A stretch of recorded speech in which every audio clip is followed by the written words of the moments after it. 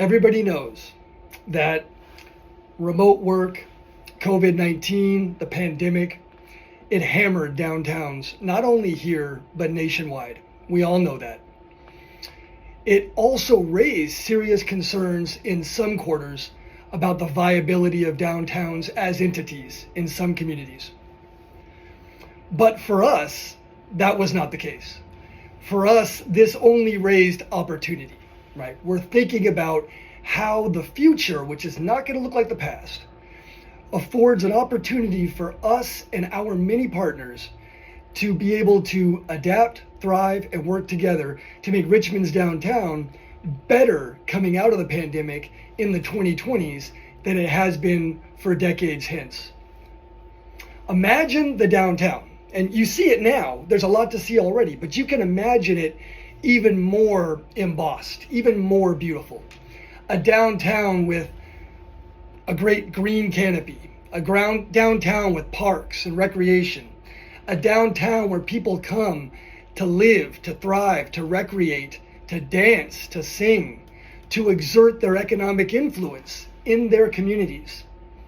Shopping, of course, getting services, patronizing their favorite shops and merchants, doing yoga, filling prescriptions, going to a spa, and obviously eating. We love that downtown, and there's a great deal to do of it. Transportation, co-working spaces.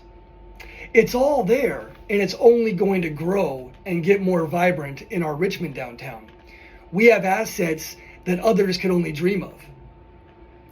Now, of course, there is an obstacle. There are lots of obstacles. And we know the big one, and that is remote shopping, right? The Amazons of the world. Being able to buy goods and services from somewhere else, and those tax dollars not maximizing in your own community, but going somewhere else, right? Not being used to multiply within the services, the public services, and the private services in your own community, but being extracted to other places. And there's space for people to use online services and deliveries, but there has to be space for downtown. And what makes that other side happen, that villain occur? Well, a lot of things, right? Convenience is one, but even bigger than that, it's a lack of awareness, an apathy, a disconnect. People not really understanding just how powerful their sensibilities and their dollars are. That's where we come in. All the leaders in this room, as well as the executive team that's leading Richmond Main Street, helping people imbue in their own culture the notion of how we must spend money in our own community. That's how we get nice things. The more of each one of us's dollar that goes into downtown, or any local merchant for that matter, the more that we can have those potholes filled, those prescriptions filled, those education systems perform well, our children healthier and happier. We need to link all that together, and the leadership that we get downtown helps to make that happen. Now, the coalition's growing. I don't need to tell you that. You've already seen it, but it's really occurring, and it's really fantastic to see. There are new businesses sprouting up downtown. There are partnerships being built constantly. Our executive team of Andrea and Ronnie have been getting to work since day one, building, rebuilding, restoring partnerships that help downtown and, of course, serve all the merchants and all the other entities that exist downtown. They're growing the audience platforms, the social media platforms. Thousands of people are now exposed on a daily basis to the great stories of downtown. They're drawn to what's happening in Richmond downtown, not only for a particular store or because someone told them something about some place to go shop.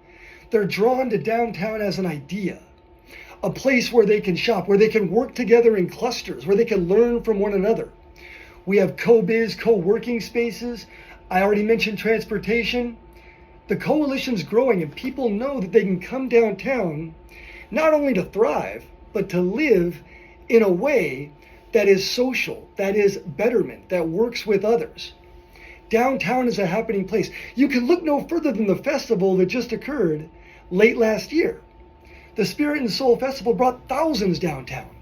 lowrider car show, children's games, food, merchants, bicycles, everything. Co-located arts, culture, music. That was only the beginning, and it's getting stronger by the day. Now, there's a lot of success that's going on at the board level as well. I already mentioned the executive team. At the board level, we are bringing in new members, more partners, more people excited about supporting this community. We have someone like Diego Garcia, who just logged on. Hi, Diego. He's everybody's favorite merchant from Left Side Merchants, right? He moved from a different part of the community to downtown because he believes in downtown. And now he brings his expertise, his strength, his acumen to our board, where he helps to guide policy, to help lead with our leaders, to help bring others downtown so that they understand all the value that we have contained here. And again, how every dollar, every ounce of energy that any of us spends recreating downtown multiplies throughout our community. That's what we, again, have to continue to instill in our culture. Downtown isn't just a place to shop, it's a way of life. It's a way of thinking. We have other board members. We have Tiffany from a nonprofit who is a commuter, uses BART to commute.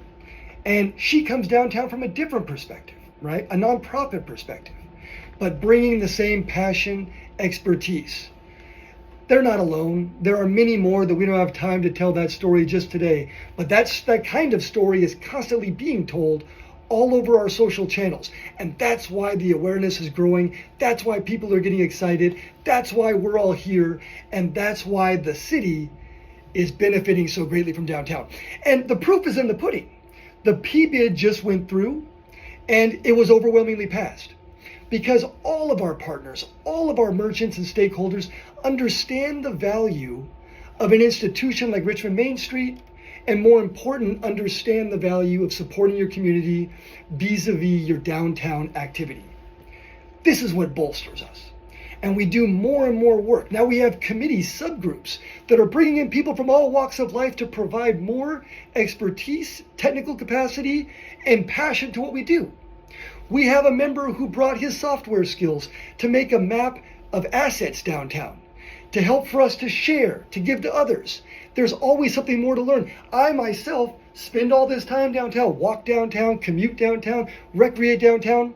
I look at a map and I discover all kinds of assets that I had overlooked previously. It's our job to share that knowledge, to give it to other people, to help bring more people downtown. Reach one, teach one. When they come downtown, more will follow.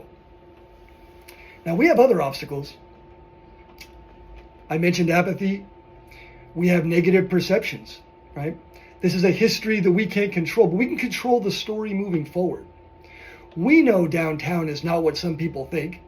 We know that our downtown isn't dangerous or isn't a place that will make us feel bad or a place that we shouldn't waste our time. We know those things, but others may not, right? And the most powerful ambassador for any message is a good friend or a family, someone you trust. We're all ambassadors for downtown, and that's an extremely important job that we should all take seriously and do what we can to share that beautiful gospel. Now, there's many more reasons why we should be excited, and I'll just tick off a few. Downtowns are thriving because they're adapting. Downtowns aren't just places to shop for particular goods or just eat. They're for services, they're for recreation, they're for cultural expression. We have artwork downtown. Let me wrap by saying that I am so excited. We have the mayor's office represented here by Tony Tamayo, and we greatly appreciate there's a new regime in the city of Richmond, and they are all tried and true promoters and backers of downtown. We appreciate greatly. Thank you all for joining us in the future, because the future is bright. And I want to leave it now to our executive director, Andrea, and I want to thank you again.